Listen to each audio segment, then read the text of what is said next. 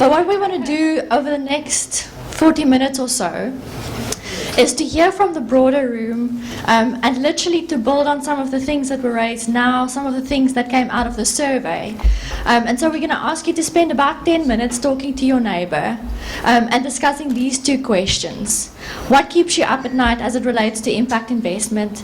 And really, what would you like to get out of today's session? And so we hope to continue to shape the agenda and the conversations by making sure that we address the things that are top of mind for you. So speak to your neighbour for the next 10 minutes, and then we'll come back and gather the responses from the room and see if there are any interesting themes that continue to emerge beyond what some of the things that we've just surfaced. To bring the conversation back together, what I'd love to do, as Ansulie was saying, is speak about these two questions. Let's start by speaking more about the things that keep you awake at night, related to impact investing, that is. And then we'll pivot into what that means for the discussion that we all want to have today. And I do want to make sure that at the end of the day, we're here to facilitate your conversation. So it needs to be your conversation. We can work the agenda around as we see fit, but this needs to be driven by you because it's the African discussion that we have going here. To kick it off, anyone who wants to begin by sharing their dreams or nightmares? Edward from PARL Capital. What keeps us awake at PARL is really pipeline development. Finding the good businesses. Everybody's looking for the good businesses, but those businesses to go through the incubation phase and from their startup phases, and they are out there and operating, and ideally investable businesses is a nightmare.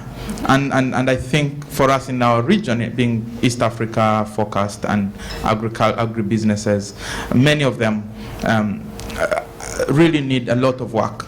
And what this means is the impact for us as investors has been the length of time you take to conclude a deal. Ends up being, while you target 3 to 4 months, you end up even going as far as 2 years, setting up systems, helping businesses get ready, and you basically are saying, out there, all these impact investors, all these guys, can someone invest in incubation or business development support, pre-investment, so that the pipeline development becomes less of a hassle for investment managers, especially those doing impact investing. My name is Bridget and I work at Greater Capital, and we have a joint venture with Katie's Asset Management.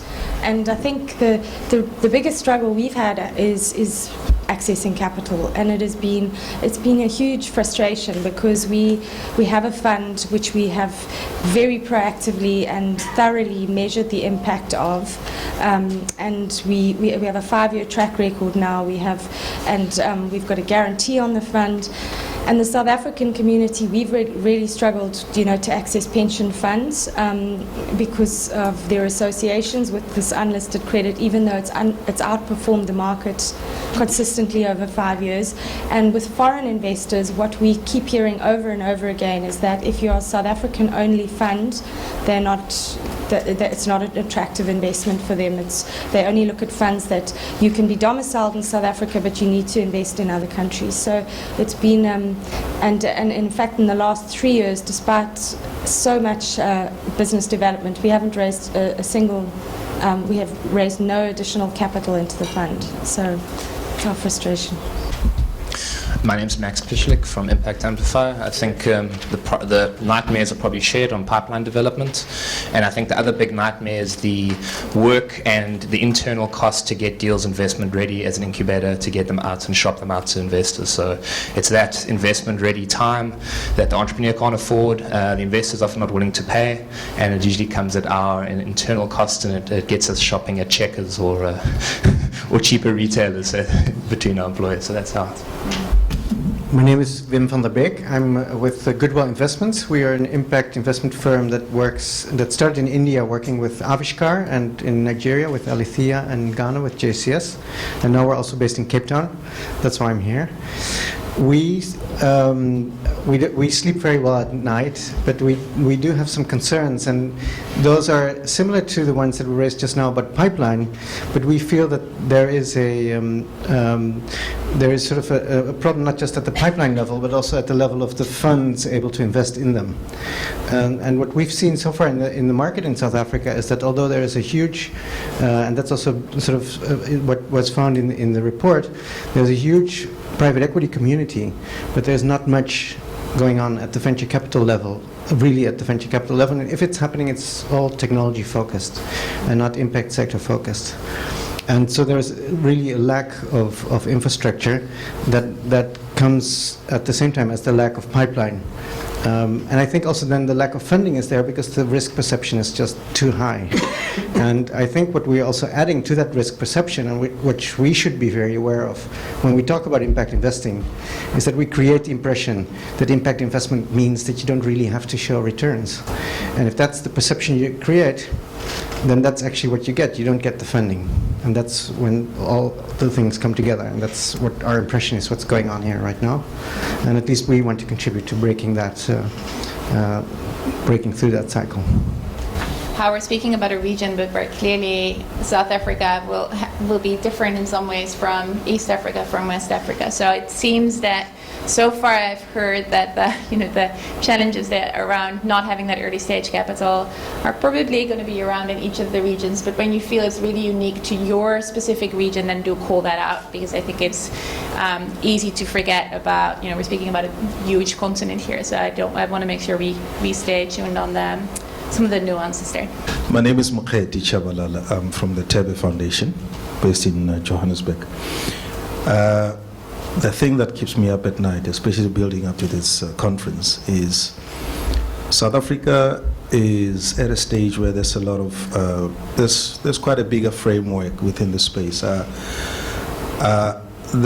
question that I have is, where does impact investment sit within a landscape where there's enterprise development, where there's triple BEE codes, and so and then you got asset managers on one side. So somebody was actually alluding to it earlier on. So exactly where do you start having this conversation around impact investment? Because the South African setting is a little bit different. So I'm just wondering whether are we still going to that space where there will be a role for impact investment in South Africa, and where would that play?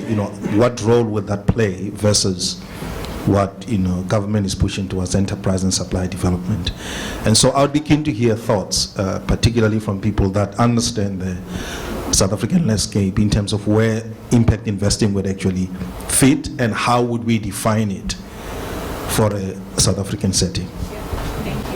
My name's John Shepherd. I work for Ernst & Young. I don't know if this keeps me awake at night. It's an observation. I think there's a lot of talk in impact investing about one of the main problems that SMEs face, which is about access to capital.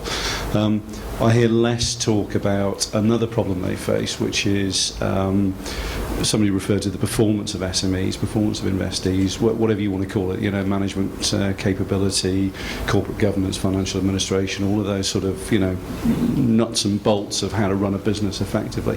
And that's something that we're trying to address. I've recently set up a non-profit unit inside Ernst & Young, which is designed to make our services available to promising small businesses at very low rates. And I should stress that this is an intentionally non-profit business, as opposed to the accidentally non-profit parts of our business that we are increasingly running around the world. But no, I think technical assistance, managerial capacity, business performance is a real issue for lots of SMEs, and it's something that we're trying to address. My name is Jochen Lückschalter. I'm a part-time student here at the GSB in the Master for Development Finance course. What keeps me up at night at the moment is my thesis, which is going to be around impact investing, and I'm especially interested in the role of market infrastructure and the measurability within that space. So I'm looking at emerging standards that are being introduced into the impact investing space, like the IRIS. And I'm looking forward to find out more what the views are on the relevance of measurability in the field, and what the kind of approaches are to that issue. Hi, I'm Demi Adesina. I work for Aquifer, an investment company that's been investing in East Africa for the last 6 or 7 years, mostly in agriculture, and sponsored by David Sainsbury in the UK. I also am a partner at a technology investment firm focused on growth stage businesses looking at the intersection of tech and essential services. Nobody at my table seems to sleep too poorly at night, but one area we were focused on is that when looking at the African definition of impact investing, it's going to be really important to include companies who might not otherwise consider themselves as impact investors or impact entrepreneurs or businesses, because the impetus is really on the investor to pull out that aspect of the business, to sort of help them tell that story, whether it's through data or data collection, or just telling the story, being descriptive about it, and sort of defining what the impact you're looking for or that you see them making. Because otherwise, you really do put a very heavy burden on people just trying to help a business grow. And I'm Doug Lacey. LEAPFROG Investments. We're a private equity fund with a very narrow mandate, specifically insurance to the emerging consumer. It's a $135 million fund, and over the last 2 years we've made 5 investments on the African continent, totaling about $40 million. I think what does keep me awake at night is the performance of the portfolio companies. Because of our investment size, we've tended to invest in mainstream insurers and then take them down the income spectrum. And there's the continuing challenge of continuing to service the existing market and building the new market where the growth opportunities are. We also find with the majority of insurance businesses in Africa, IT systems and data are not good, so our ability to measure impact is challenging.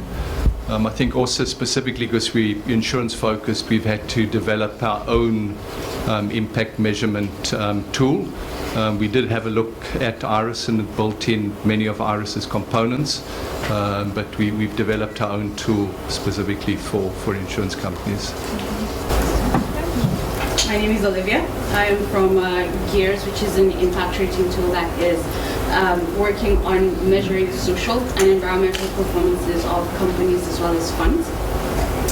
And what keeps me up at night is at GEARS we're trying to develop a kind of standardization tool that will look at how is this company performing in regards to its impact and in the environment that it's in as well as the sector that it's in.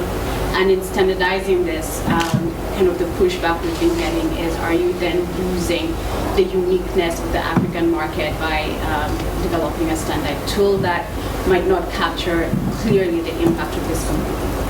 So that's one thing that we're trying to develop, as well as trying to see ways in which we can capture the intensity of the interventions over time. So if it's starting out now, 5 years from now, how intense will it be? What depth will it have captured? I think what keeps us up at night is pretty much the same for any fund manager in Africa, as well as a private equity venture capital firm in South Africa. But I'm happy to think it's John that's starting the non-profit thing for Ernst & Young. I mean, one of the angles that we normally look at is to try and introduce skills and mentorship into the SMEs that we fund. If we can tap into Ernst & Young's resources, I mean, we'd be sleeping better at night. But I think deal flow for a fund manager would always be an issue, and then the specific issue we discussed at our table is sometimes operating in some of the African countries. You find that deal flow disappears almost completely when you're nearing a national election, and the social political risk or issues within a specific country often makes a fund manager's life very, very difficult.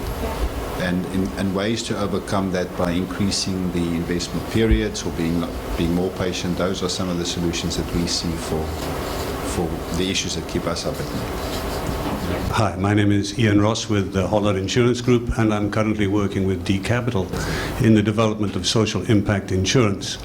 What keeps me awake is the excitement of bringing together two financial services groupings, financial service investment and financial insurance. And just listening to some of the problems that are keeping you good folk awake, it occurs to us that closer collaboration and understanding of the insurance industry and what it can offer in terms of de-risking many of the projects, freeing up capital from some of the capital sources by linking risk-related products into the project at source, I think is a very, very exciting development in this space. So I'm looking forward to spending time with you guys, understanding more of the projects, and perhaps taking insurance away from just the micro-insurance connotation that comes into social impact and moving it into the risk connotation for impact projects that include everything from projects for the vulnerable poor to renewable energy across the continent. Thanks. Thank you. I'm Ryan Schultz with Genesis Analytics. I'm an analyst and an observer of the market, so I don't think anything directly keeps me awake. But I am, like the previous speaker, I think I am excited as well by the potential that impact investing can bring. I think when you look around a room like this and at the guest list, that there are so many clever people, committed people, looking at ways of harnessing private and profit incentives to solve some problems, I think is very exciting. I think what does concern me a bit in South Africa is the same question about, in a very low income setting or in a very low developed setting, isn't all investment a form of impact investing? Is it in a country like South Africa where there's such high unemployment? Is any successful enterprise a high social impact venture? Is there, in that setting, really a niche market for an asset class of impact investing in South Africa particularly? And if so, is it just going to be cannibalized by EDD and also by a very hungry state looking for big projects that are going to drain capital away from the private sector into public projects? Hi, Patricia-CHIN-SWEENY from IDEV International. We are a global management strategy and innovation firm focused on building competitive, viable SMEs in emerging markets. I would say this is kind of addressing both of the questions. We do a lot of consulting for the impact investing sector. We're also working with Andy doing research on incubator accelerator programs to look at the value created for the impact investing sector. So, in theory, these models and various other services are meant to feed the pipeline, and we're all hearing that the main issue for funds is getting enough deal flow. So one of the things I'd like to get out of this is what are people's feelings about the willingness to pay for value-added and quality capacity development services, either pre-investment or, again, post-investment. If we look at some of the work we've done for portfolio companies that received investment, they've arguably got gaps in their management capacity, their distribution strategy, whatever, that could have been addressed earlier on and built into the foundation of the company. And now it's becoming a cost that the funds are bearing. Who should be bearing that cost? My name is Wanjiru Kirima, and I will introduce myself. I'm one of the speakers for the day. And we are running, and it's good to see some of our colleagues around the room, Ryan. We're running something called Sustainable Returns for the pensions industry in South Africa.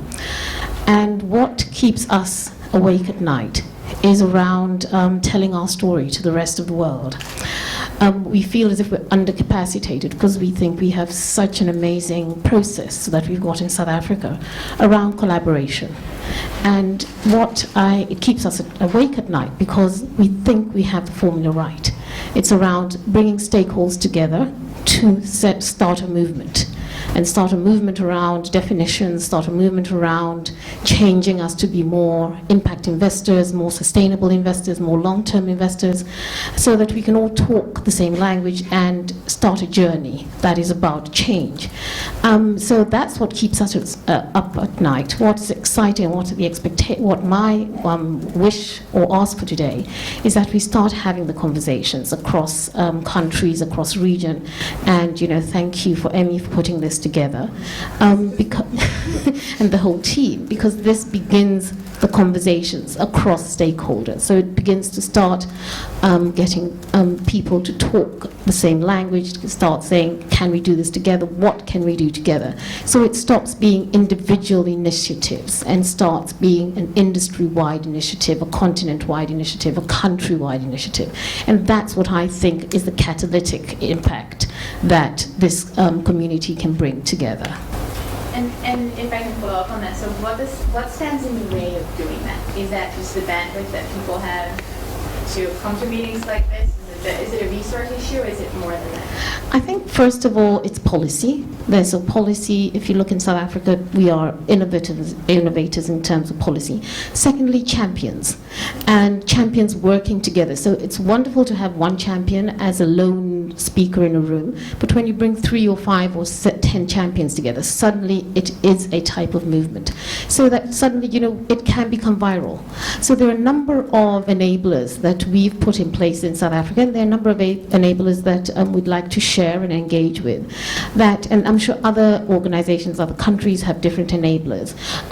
Capital resource, so the initiative that we have in South Africa has had a lot of government support, regulatory support, IFC support in terms of actual hard money. So just a number of enablers. So understanding your community, understanding your stakeholders, understanding what you can do, whom you need to work with, whom you need to collaborate with, and then having a real measurable steps of success. I think it's if you just have a real big vision that's saying impact is what we're going to be in 10 years' time, the process is very important, so that breaking it up into manageable steps to achieve the objective. Hi everyone, I'm Amit Boyer with the Global Impact Investing Network, or the GIN. What I'd really like to get out of today's discussion is just an understanding of all the issues that the survey kind of surfaced and this discussion has brought up about how do we build an impact investing industry that suits the needs of Africa. What are the things that the people in this room have energy to collectively address? We're an organization that takes on kind of a global field building role, but obviously need to support and respond to local energy. And so I'm very curious to see what people are motivated to address out of this long list of challenges that is not surprising for such a young and ambitious industry. But I'm really looking forward to hearing more about what everyone's working on and what we can do together. One of the things that I'm really interested in is a lot of what Patricia alluded to, thinking about not just from the perspective of investors, but actually the companies that we're working with, and how do we think. So for R4D, we do a lot of work with small companies, with SMEs, and with NGOs around the world, and we're constantly thinking about how do we provide the right type of technical assistance, the right type of grant funding that can move them to a position where they're ready to be invested in.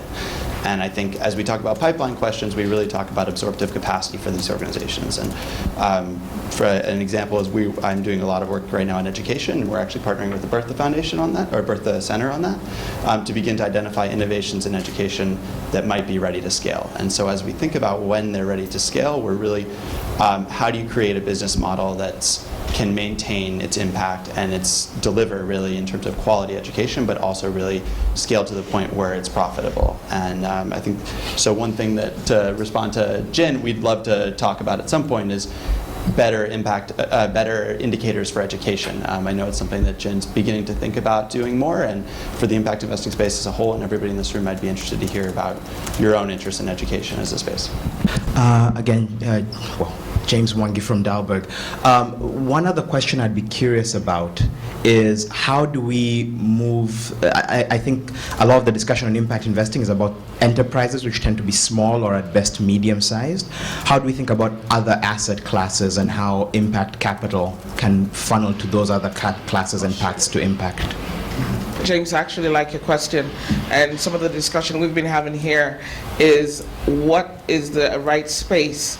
Should impact investing really be above SMEs, or because that's the area that is usually those entities don't have access to traditional financing, and investors themselves don't have the patience to build the management capacity, and so they're often disqualified. So what is the intent of impact investing as an industry, investors as we sit here? Should we be thinking about the space in the spectrum that we actually invest to say what's not going really well in the ecosystem of financing for the enterprises that actually have the intent, and I would like to actually meet the definition as we see it for impact investing, but is traditional financing matching that, or is there a role for impact investing for us to place ourselves in a different space?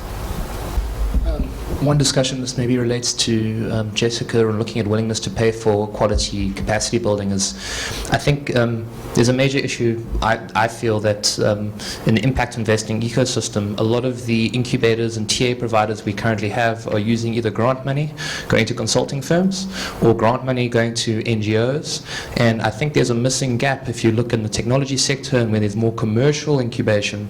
How do we align incentives of, and what are the different incubation models where align incentives to the success of the business, not only third-party funding? So it's looking at the different capacity building models and how do we align incentives to success, not just a third-party grant or a consulting rate on a project. Morning, my name is Craig Wilson. I'm from Convergence Partners. We are a investment management firm. Being slightly different from private equity or a fund manager, we have a sort of broader mandate to invest. I think the thing that we would like to get out, or I'd like to get out of the next day or two is to get an understanding of the definition of impact investing, specifically for Africa. I think it is different to sort of the Americas or to Europe or Asia. I think it even may differ depending on which region. Africa is not a single country, and it sort of has very diverse sort of set of circumstances in the different regions, and even in West Africa the differences between Ghana and Nigeria are quite stark. So I think it was a lot of the discussion we had at this table was sort of a definition specifically for South Africa, and then also for my mandate's more towards the greater sub-Saharan Africa as opposed to South Africa. But I think that's sort of what I'd like out of this. Just wanted to respond and just say that, I mean, we're part of an Africa-wide policy project that Rockefeller is doing, and it's policy that's relevant to people are looking at policies that are going to create an enabling environment in different African countries. And we had such a strong debate last year when we met about the definition of impact investing, and I honestly feel that we are so overloaded with jargon. There are so many different terms. Even impact investing is Rockefeller's term, but there are other people that have their own term for the same thing, and ultimately it needs to be relevant to the environment that it's in, and trying to I just feel, and I feel this way about a lot of the definitions that have emerged over the last 8 years. You know, I remember the social entrepreneurship debate, and I think that thing is still raging on, to be honest. And we get so caught up in what defines it, instead of actually focusing on what does it need to be in our environment. And I think that, you know, all of the Africans in the room at that Rockefeller gathering last year were arguing against the definition because it doesn't make sense for us. And this gentleman, sorry, I can't remember your name, you mentioned, you know, what does it mean in relation to South African enterprise development initiatives, and South Africa is really leading. It's the most extraordinary not legislation, but the BEE, you know, what BEE is trying to achieve is really extraordinary, and it, in many ways, is impact investing. It really is, and I do think that we shouldn't be caught up all the time in, you know, trying to get what we need to do to help our countries develop, to stuff into the global definition that's been defined for us. I mean, there is value in that warning, not to get caught up in sort of the definitional debate. But I also think, back to Patricia's point, or somebody else's point, there's also value in kind of aligning on certain language to drive that movement, and to make sure that the acceleration takes place across multiple players and not sort of stay at the level of individual efforts. And just to add maybe one last topic from my end, and a nightmare scenario that I could see rolling out within 5 years is that if we keep the tension between the financial sustainability and the impact and how impact is being measured, we also tend to lose a little bit of the financial discipline in the market. And you can see, as people are struggling to match supply and demand, we brought up a lot of the topics around deal flow, lack of deal flow, etc. At the same time, there's a lot of capital seeking to be deployed in this market, and it's starting to create bubbles and valuation bubbles. And I would hate for us to see ourselves being thrown away, the baby with the bathwater, so to speak, as we are trying to define ourselves, but at the same time losing our own disciplines of what we're trying to achieve. So maybe translating that into a positive thought, how can we ensure that as we're thinking about measurement, as we're thinking about defining our impact, to embed at the same time the financial disciplines that we're also trying to perceive to preserve capital. And I'm Lisbeth from D Capital, and what keeps me awake at the moment is mosquitoes, because we're working on the first malaria bond on the continent, and it's a big venture, but I'm going to be talking about that a lot more later on today and tomorrow. Good morning, everyone. My name is Marlin Parker from R Labs. I guess I also need to say something that keeps me awake at night. I think my biggest challenge is, and I think I've been sharing it around the table, is that especially when it comes to the businesses or the enterprise that receives the investment, that somehow when it comes to the reporting side of things, it's so disjointed to the actual business that they actually see it as two different activities. Whereas all these metrics and things that we really expect from the entrepreneurs and these enterprises, I think those things actually need to add immediate value into the business themselves, and not just for our benefits as investors. So that's the one thing that keeps me awake at night, especially because our focus is going in at a very, very early stage. So we basically go and dig up these ideas and these entrepreneurs. And one of the big challenges for them is when you talk about these kind of reporting requirements, they completely switch off. So yeah, that keeps me awake at night, along with the mosquitoes, of course. By the way, everybody who has a name tag has to do this, because we have to know who's in the room. So if you haven't introduced yourself, please just stand up and say hi, because we do want to have a conversation today. So for me, I have to say, I take Bridget's point that we do need to have a respectful of the heterogeneous nature of our continent. But at the same time, my fear is that we will walk away from this conversation and go our separate ways, and fail to capitalize on what is happening globally. I just think it could be a missed opportunity for us, because we get so stuck in, well, what am I doing that's so, and I'm so unique. So I think that is what keeps me awake at night. And I think there's an opportunity to do it in a way that does capture what we do uniquely as different regions in the continent, but at the same time allow us to be a part of a movement that is global. Next week I'm speaking at the Africa conference, and we actually purposely had this event just before their conference to kind of take advantage of some critical mass, and they will have a session on impact investment, or I'm not sure exactly what they called it, but I will be speaking on that panel, I think, along with some other people in this room. And so I'd like to be able to go to that conversation with something substantive from this conversation.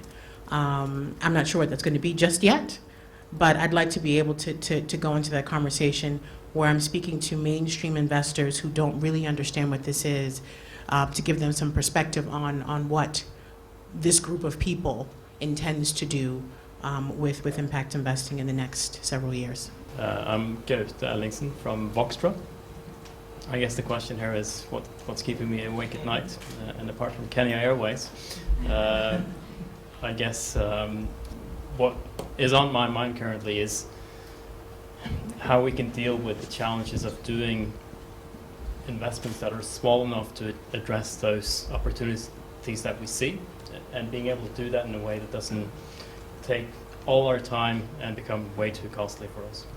I'm Tina Henriksen of SNV Netherlands Development Organization, which is, yes, of course, a development organization.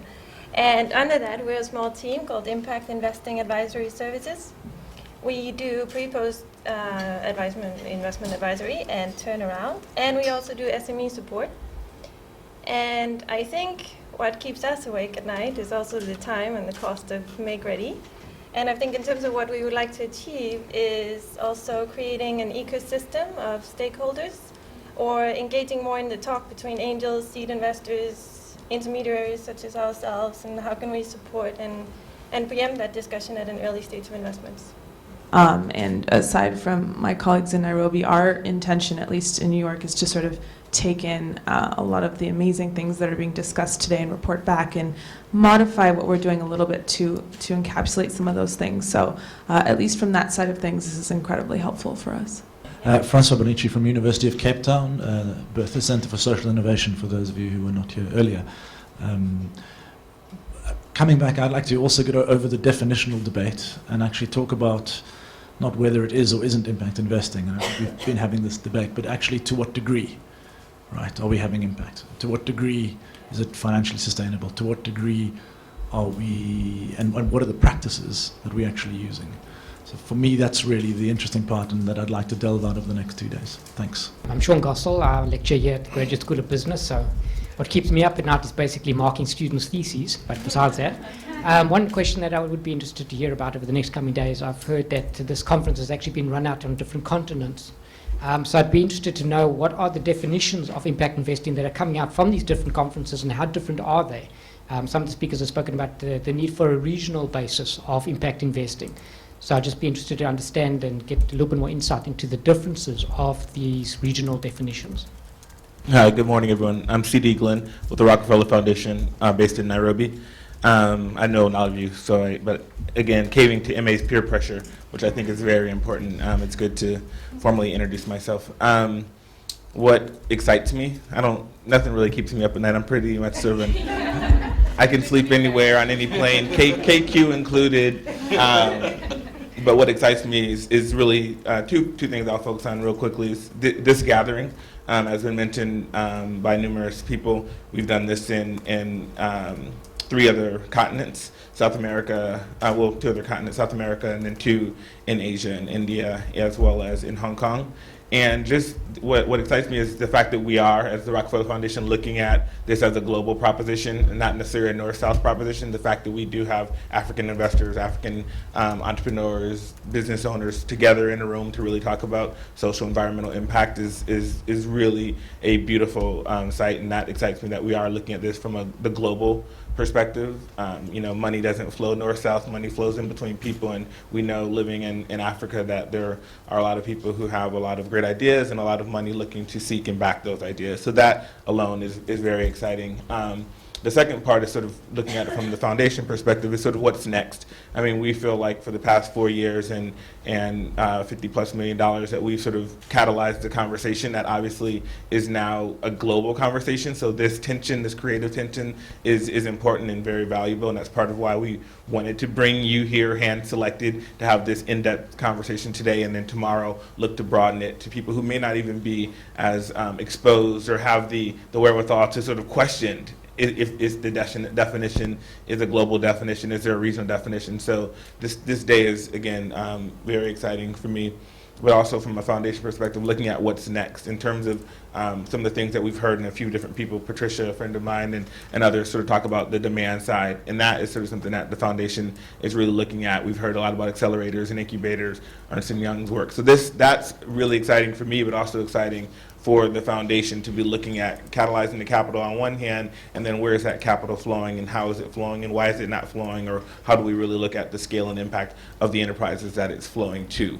So those are 2 very specific things that are exciting for me, but I can definitely speak for MA and my other colleagues that we're all very excited about this event and about the conversation that's taking place.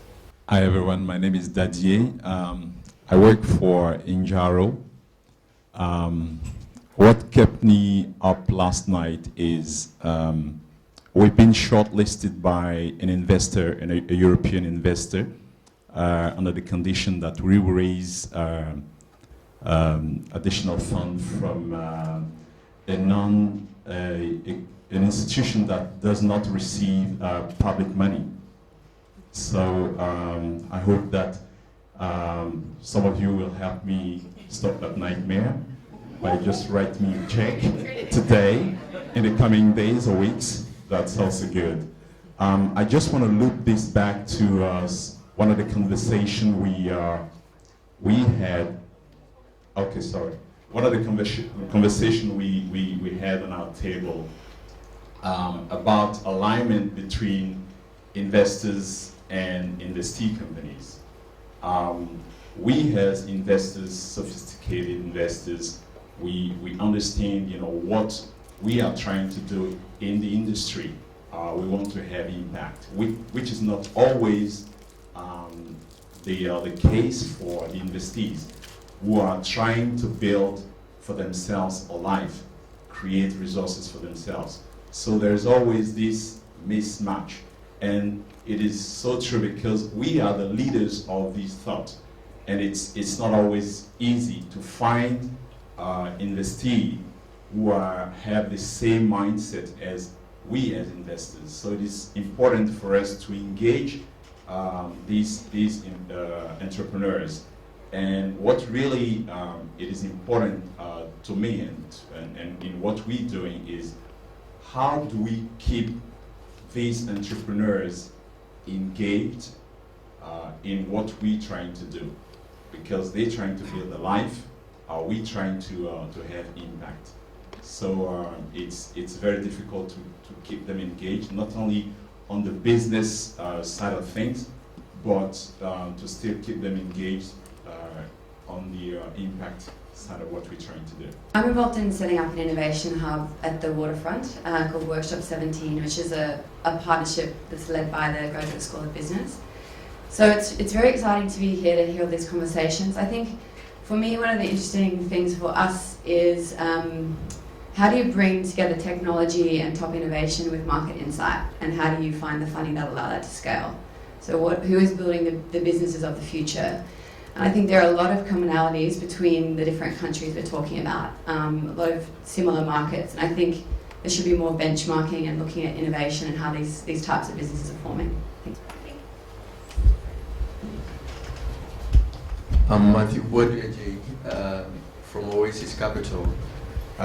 What keeps me awake is to find investment opportunities in education, housing, health, and energy sector to invest in it. And I do so by looking for entrepreneurs who are looking for money. But given the region in which I find myself and the development stage of the institutions or countries in which I invest, I think the investment that we do make impact. So I leave Rockefeller Foundation and the graduate students who are writing theses to find a definition which hopefully my investment philosophy will fit into. What keeps me awake at night, I suppose, is other people's money. And that's what we've all got to think about. You're investing in other people's money, and that's got to be looked after properly and attain its purpose. One reaction to the theme that to me came through very clearly around framing what impact investing is and what it isn't, is that has literally come up, not surprisingly, in every single conference that we've had. And there is both a discussion around, in general, if you speak about impact investing, and Amit and I were actually speaking about that yesterday, how big should the tent be? Like, which investor, which types of sources of capital need to be within this definition, and which will, at the end of the day, advance or shift the needle on impact. So that's a discussion that has been coming up everywhere.